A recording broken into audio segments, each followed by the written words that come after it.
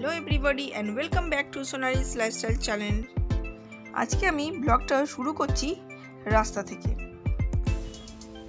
আজকে আমি যাচ্ছি শ্বশুর বাড়ি।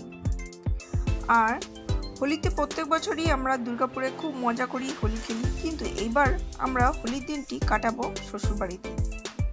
তাহলে চলো যাওয়া যাক।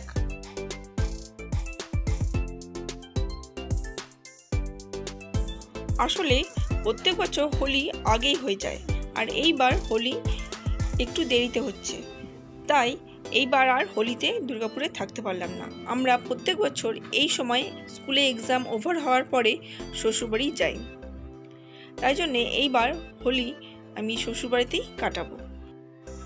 আমরা তো সকাল সকাল স্নান করে ব্রেকফাস্ট করে সকলে তাড়াতাড়ি বেরিয়ে পড়লাম, কিন্তু রাস্তায় বেরোনোর পরে যে কি আমরা অসুবিধায় পড়েছিলাম যে আর কি বলবো।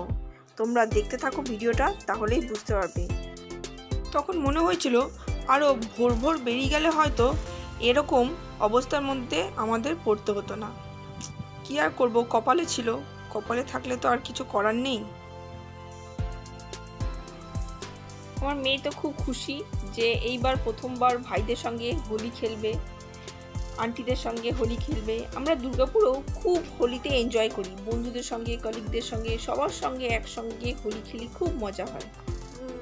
এখন আমাদের হাওয়া চেক হচ্ছে গাড়িতে, কতটা হাওয়া আছে চেক করে নিই, কারণ অনেক দূর রাস্তা যেতে হবে, তাই চেক করে নেওয়াটাই বেটার। তাই একটু কম থাকলে দিয়েও দিচ্ছে হাওয়াটা। পেট্রোল পাম্পে আমরা এসেছি।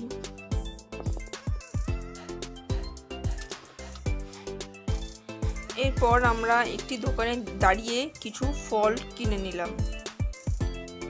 এই দোকানে ফল খুবই ভালো রাখে, তাই এই দোকানেই যাবার সময় আমরা ফল কিনে নিই।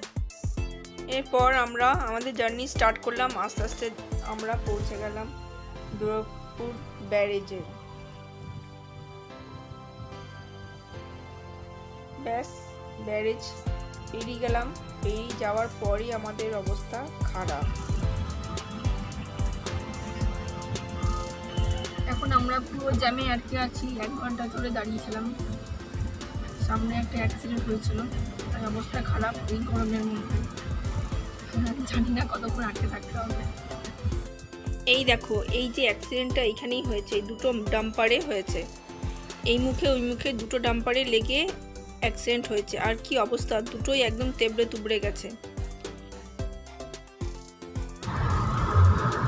এতক্ষণে আমাদের জ্যাম ছেড়েছে, এবারে আমরা যাচ্ছি, জানি না কতক্ষণে পৌঁছতে পারবো।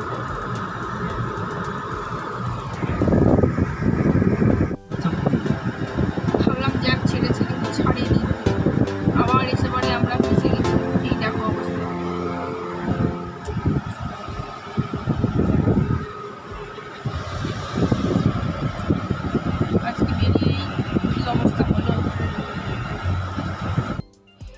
বাবা, কোন রকমে 2.5 ঘন্টার জ্যামে ফেসে এবারে আমরা ফাঁকা রাস্তা পেয়েছি। এবারে আর কোথাও দাঁড়াবো না, সোজা একদম রওনা দিয়েছি।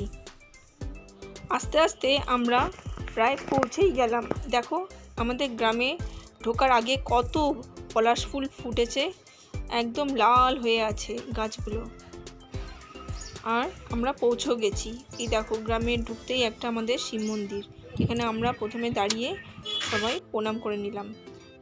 এইবার গ্রামে প্রচুর পলাশ ফুল দেখলাম, প্রত্যেকটা পলাশ গাছে কিন্তু প্রচুর ফুল ফুটেছে, আর গাছগুলোর নিচগুলো কি সুন্দর লাল হয়েছিল। দেখতে দেখতে দেখো আমরা ঘরে পৌঁছে গেলাম। পৌঁছেই ফ্রেশ হয়ে হোলি খেলে নিলাম সবাই মিলে।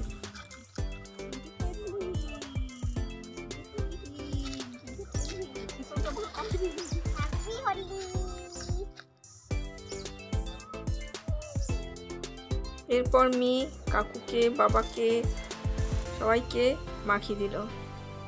এই যে আমার হাজবেন্ড আর দেওর দুজনেই কিন্তু এখানে খেলছে। এই যে ভাইজিকেও মাখিয়ে দিচ্ছে খুব করে একদম।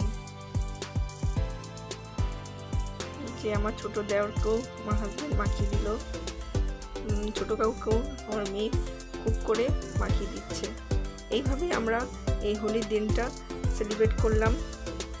আর এদিকে আমরাও দুজন একটু করে আবির মেখে নিলাম। বন্ধুরা, তোমাদের যদি আমার এই ভিডিওটি ভালো লেগে থাকে তো অবশ্যই করে চ্যানেলটি সাবস্ক্রাইব করে দেবে আর লাইক করতে ভুলো না। তোমাদের সঙ্গে দেখা হবে পরবর্তী ব্লগে, ততক্ষণ টাটা।